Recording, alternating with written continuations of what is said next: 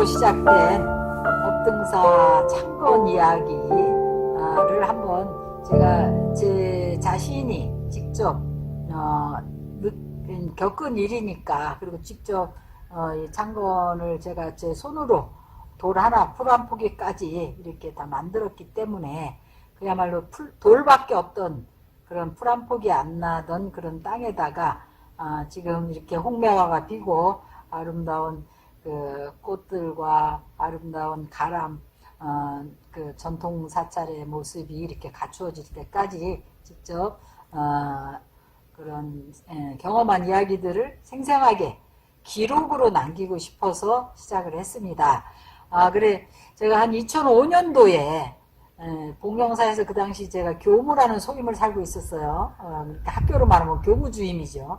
그런 소임을 살고 있었는데 뜬금없이 꿈을 꾼 거예요. 꿈을 이제 어떻게 꿨냐면 이런 마을, 이 연팅마을 오는 길과 똑같이 여기 연팅마을이 꾸불꾸불하게 이렇게 길이 나 있습니다. 그래서 앞에가 안 보여요. 이게 이쪽으로 가면은 이쪽이 안 보이고 이쪽으로 하면 이쪽으로 안 보이고, 그게 누가 또 그런 얘기도 하대요. 그런 앞이 길이 꼬불꼬불해서 앞이 안 보이는 그런 데는 뭐 재물이 새지 않는 아주 그 좋은 재물이 모이는 터라는 거예요.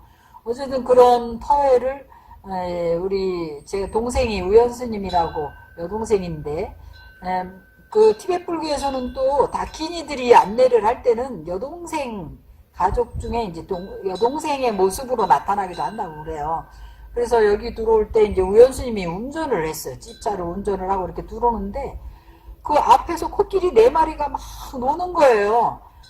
그래, 코끼리는 불교의 상징이잖아요. 그래서 코끼리라는 동물은 굉장히 지혜로운 동물이어서 남을 해치지도 않고 또 해침을 당하지도 않는 동물이라는 거예요. 그래서 불교에서는 코끼리를 이제 가장 이제 상징적인 동물로 쓰고 있는데, 그래 코끼리 4마리가 막 장난을 너무나 재밌게 놀고, 그래서 그 장난 노는 데를 막 피해 가느라고 막 피해 가고 있는데, 보니까 시골에는 들길에 저기 그 논둑에다 불을 놓잖아, 봄에. 그러면 그게 이제 그 거름이 돼가지고 오히려 작물이 잘 자란다 해서 불을 놨는데, 누가 양쪽 논둑에다 불을 놨어요. 그러니까 불이 막 쫙 퍼져나가는 거라. 원래 불꿈 꿈은 아주 불꿈이 좋다 하잖아요. 막 번창하는 꿈인데 그게 막 논둑을 타고 쫙 퍼지는 거예요. 그런 걸 보고 이렇게 오고 있는데, 지금 법등사도 이렇게 올라오려면 이렇게 언덕에 올라오잖아요. 그래서 우연스님하고 차를 타고 이렇게 올라오는데 언덕 길에 이 동네 사람들이 쫙 길을 막고 서 있는 거라. 그래가지고 못 올라가게 하니까, 지금 생각하니까 이 동네가 여기 천주교 성지가 있고, 또 이 동네에는 바로 옆에 그 노곡교회라고 백년대 교회가 있어요. 그러니까 천주교하고 기독교 신자들이 여기는 반반이라 오히려. 그리고 천주교세가 굉장히 세요. 왜냐면 여기 김대건 신부의 머리를 그 당시 박해를 받아갖고 그 천주교도들이 김대건 신부가 죽었잖아요. 그래서 그 머리를 가지고 들어와가지고 여기 천주교 성지를 세운 곳이라. 그러니까 엄청나게 중요한 성지지, 천주교 입장에서는. 그래갖고 여기가 천주교 신자들이 굉장히 많은데, 근데 이 동네가 뭐가 있냐면 느티나무가 있어요. 느티나무가 400년 된 느티나무가 있는데, 옛날에는 사람들이 느티나무에서 전부 보름날마다 이렇게 목신제를 지내줬다는 거예요. 목신이 있다고 해서. 그런데 이 동네 사람들이 전부 천주교로 전부 개종을 하다 보니까 느티나무에 목신제를 안 지내주고 있었어요. 그랬는데, 그래서 그랬는지 사람들이, 동네 사람들이 다 길을 막고 못 올라가게 하는 거라. 그래서 내려와서 이제 실갱이를 우리는 올라가야 된다 하고, 이 사람들은 못 올라가게 하고 이렇게 실갱이를 하고 있는데, 갑자기 중년 부인이, 저는 전혀 모르는 중년 부인이 딱 나타나더니, 왜 스님들을 못 올라가게 길을 막고 있느냐고, 내가 이럴 줄 알고 미리 다 공양 올리지 않았냐고, 그런데 왜 길을 막느냐고 막 이러는 거라. 그러니까 사람들이 아무 소리 못하고 고개를 푹 숙이고 쫙 이렇게 실실실 뒤로 물러나더라고요. 그래가지고 이렇게 올라오는 꿈을 꿨어요. 그래서 굉장히 이게 신기한, 그리고 뭐 차를 타고 오는 것도 좋은 꿈이고, 왜냐면 옛날에 암틴 스승님한테 인도에서 공부할 때 암틴 스승님께서 말을 타고 어디로 가면 무슨 일이든지 빨리 성취되는 꿈이라는 거예요. 만약에 아픈 사람이 말을 타게 되면 그 사람은 빨리 병이 나을 꿈이라고 옛날에 얘기해 주신 기억이 나서, 내가 찝차를 타고 어디를 갔는데 또 우리 우연스님이 운전을 했으니까, 우연스님일 경우도 있고 우리 다킨일 경우도 있는데 아마 우연스님하고도 관계가 있지 않나 이런 생각을 했어요. 그래 왔는데, 그리고 뭐 불꿈도 좋은 꿈이고 코끼리 4마리도 좋은 꿈이고, 그래서 옛날에 누가 스님이 한 47쯤 되면 포교당을 하나 마련하시는 게 좋습니다 하고 조언을 해준 적이 있어요. 그래서 그러면 지금 이제 포교당을 하나 마련을 하는 게 좋을래나 해서 이제 이 부동산 114 뭐 부동산 109 우리가 아는 거라고 뭐 생각나면 좀 요새 인터넷으로 검색하잖아요. 그래서 인터넷에다 부동산 치니까 뭐 부동산 114 뭐 부동산 109 이런 게 나오더라고. 그래서 보니까 마치 이 연피 마을에 누가 셀프 매매로 집을 내놨어. 근데 집이 굉장히 우리가 보기에 물론 그런데 내놓으려니까 사진도 잘 찍어서 내놨겠지. 그런데 굉장히 꽃도 아름답게 피어있고 막 이렇게 사진을 찍어서 냈더라고요. 그래서 보니까 딱 마음에 들어갖고 제가 전화를 해갖고 그 주인한테 제가 스님인데 그 집을 좀 보러 가고 싶어서 전화드렸습니다. 그랬더니 오시라는 거라.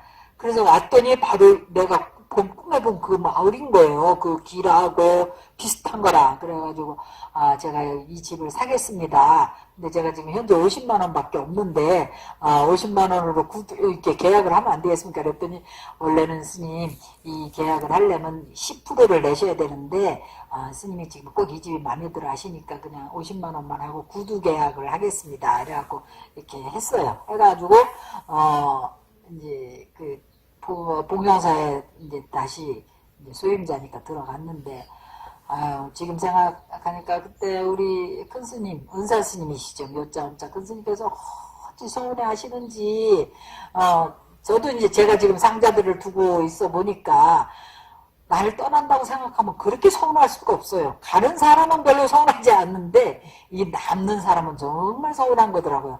근데 저는 또 철딱서니가 없이 거기다 대고 또 큰 스님한테 은사 스님한테 제가 이래이래 해서 거기다 포교당을 계약하고 왔습니다. 또 그거를 또 사실대로 얘기를 해놓으니까 얼마나 서운해 하시더라고. 그래가지고 왔는데 저는 돈 생각은 아무 생각도 없이 구두 계약만 하고 왔는데 생각해보니까 이게 돈이 큰 일이더라고. 그게 한 1억 6,500원인가 뭐 1억 한 6천 정도 이렇게 되는 돈인데, 그래가지고 어디서 돈을 이제 좀 조달을 할 것인가 생각해보니까 우연스님하고 같이 차를 타고 온 기억이 나가지고 이제 어머니한테 전화를 했어요. 어머 접속가에 모친한테.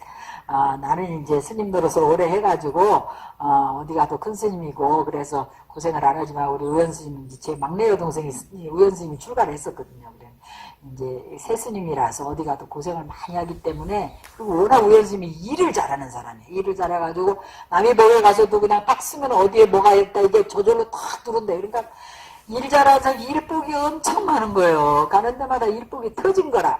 그래가지고 제가 어머니한테 말씀드리기를 일복이 많아서 어디 가서 쉬려면 이렇게 조그만 통구리 하나 있어야 된다. 스님들은 절에 가면 쉬지 못하니까. 그러니까 어머니 갖고 모아놓은 돈, 뭐 아파트 한 채 값을 모아놓으시고 있는 게 있었는데 그거 좀 주시라고 내가 포교당을 하나 지금 마음에 드는 데를 딱 보고 왔으니까 해야 되겠다. 이래가지고 이제 포교당을 모시고 갔어요. 그랬더니 어머니도 그 집이 마음에 드시는갑더라고. 그래 하시고 또 이제 저희 집에 지금 공덕장 보살님이라고 저 유튜브에 화면에도 나갔어요.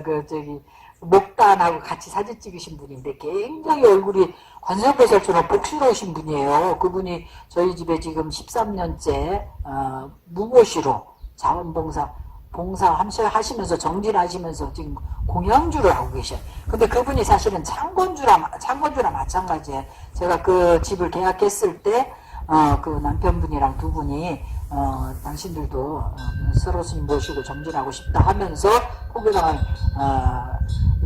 한국 불교는 많은 분들이 이렇게 설하실 분이 많지만 티베트 불교 하시는 분은 서로 스님이 이렇게 귀하신 분인데 포교당을 준비하시자 해서 그분들이 거의 3천만 원 처음에 3천만 원을 보시를 하셨어요.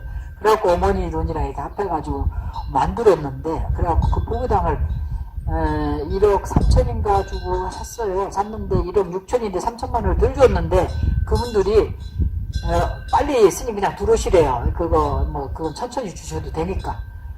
그래갖고 어떨 때 겨울에 왔는데, 와, 이 겨울에 난방비가 엄청나게 들어가는 거예요. 여기 기름을 떼니까 그 기름 타는 그 보일러 돌아가는 소리가 돈 타는 소리 같더만. 그 당시에는 신도도 아무도 없고 봉해당만 덩그라니고 그래가지고 그때도 전에도 얘기했을 거예요. 그린타 할아버살 리니포저 주신 그린타라 탕카 하나만 걸어놓고 부처님도 없고 아무것도 없는 거라. 그리고 있는데 그 옆에가 바로 앞에가 이제 느티나무가 400년 된 느티나무가 있었어요. 그래갖고 제가 거기를 이제 해등정사라 이름을 줬어요. 왜 해등이라고 지었냐면 제가 인도에 있을 때 인도에 아주 닉마파의 법왕 중에서 아주 유명하신 분이 누가 있었냐면 슬리핑 라마라고 있었어요. 그분은 잠자는 성자예요. 그분이 뭐냐면 꿈요가, 드림요가를 성취하신 성취자예요.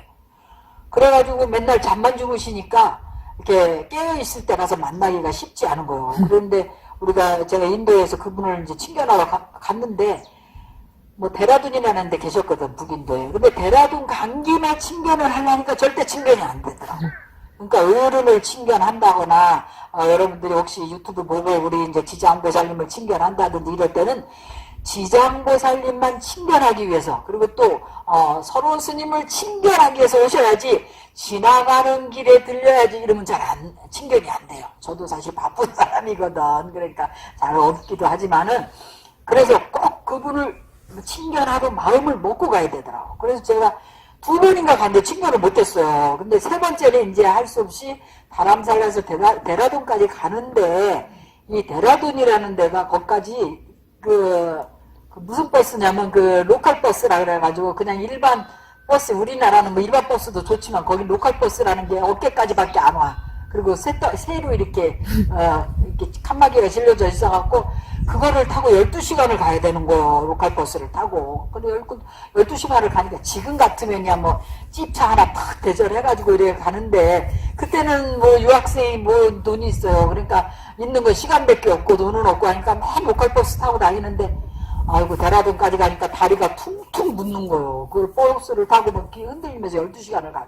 그래가지고 이제 슬리핑 라마를 친견하러 이렇게 딱 들어갔더니 슬리핑 라마께서 우리를 친견해 주시더라고. 딱 나오시더라고. 그래가지고 야, 이렇게 친견하기 어려운 분을 만났으니까 내가 평생 소중하게 간직할 뭔가를 가피를 받아야 되겠다 이래가지고 우리가 이제 뭐 가피를 해달라고 그러니까 가피를 막 해주시더라고. 뭐 건강적 가피도 하시고 뭐 여러 가지 가피를 막 해주는데 그래도 내가 뭔가 남는 거 하나가 더 건져야 되겠다 이런 생각이 막 드는 거예요. 그래가지고 갑자기 저기 일부체 저한테 티벳 법명을 좀 하나 주시라고 이름을 하나 더 받고 싶었어요.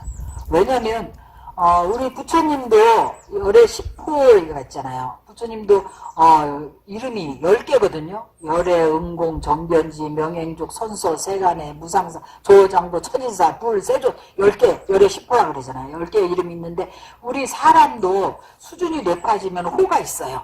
호가 있는데 저도 이제 그 한국의 승가대학에서 좀 정강이라 그래가지고 승가대학 학인들을 가르칠 수 있는 그런 강맥을 전수를 받았어요. 우리 복령사 학장스님이셨던 도예 학장스님한테 받아가지고 저도 호가 정자 안자 바른 안목을 가진 정안이거든요. 그래서 정안 설오 이렇게 부르는데 그런 정안 설오 이런 호가 있듯이 이름은 여러분들 좀 많이 갖는 게 좋은 거예요. 그래서 저는 우리 신도들 중에서 버버레가 이름이 안 좋다고 바꿔달라고 하면 얼른 바꿔줘요.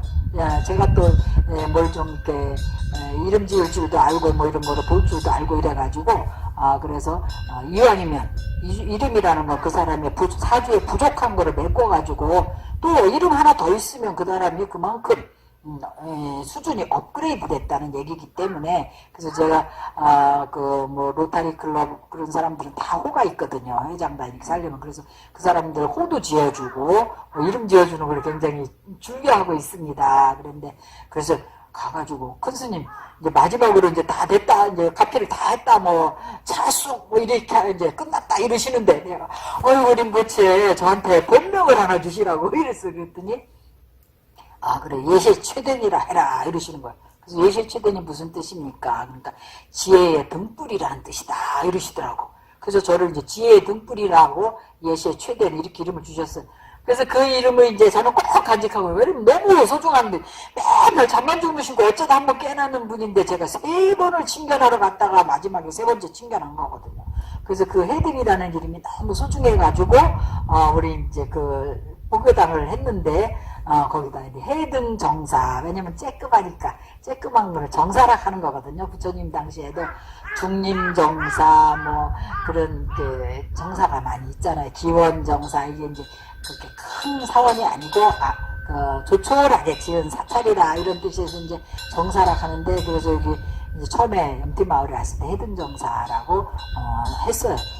그랬는데 해등정사를 하고 있는데 그 느티나무 있는 집에 그 지금 이제 이장도 하신 분인데 그 부인이 갑자기 저를 찾아왔어요. 찾아와가지고 아유 스님 너무 반갑습니다. 그래서 아유 어떻게, 저는 동네 사람 아무도 모르는데 찾아왔더라고요. 그래서 어떻게 찾아오셨느냐고 이랬더니 스님 제가 꿈을 꿨는데 스님이 오셔갖고 저희 집 담장을 다 이렇게 흙으로 이렇게 발라주시더니 그 물이 펑펑 새는데 그걸 다 발라주시는 꿈을 꿨다는 거예요. 그런데 스님이 이사를 오셔서 너무 반가워서 제가 제일 먼저 태워왔다고 그러면서 인사드리러 왔다고 그러더라고. 동네가 전부 기독교 신자고 막 이러니까 그때 당시 이장님은 또 아버지가 뭐 집사님인가 뭐 권사님인가 이랬어요. 그러니까 막 저한테 와갖고 아니 갑자기 웬 스님이 이사를 왔냐고 이 천주교 기독교 동네에. 그래갖고 동네 사람들이 너무너무 걱정을 한다는 거예요. 이 스님을 어떻게 해야 되느냐고 막 너무 걱정을 하는 거예요.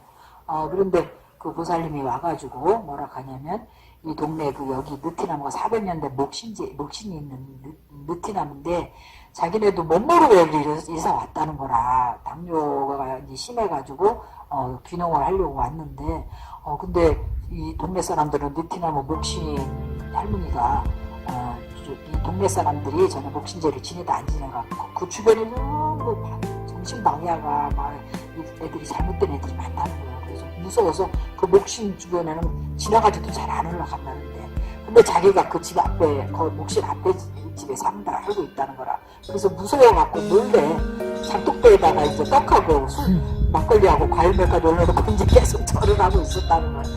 근데 스님이 오셔서 너무 잘 됐다고 이러는 거예요. 그래서 제가 이제 정월 보름날마다 목신제를 지내주기 시작했어요.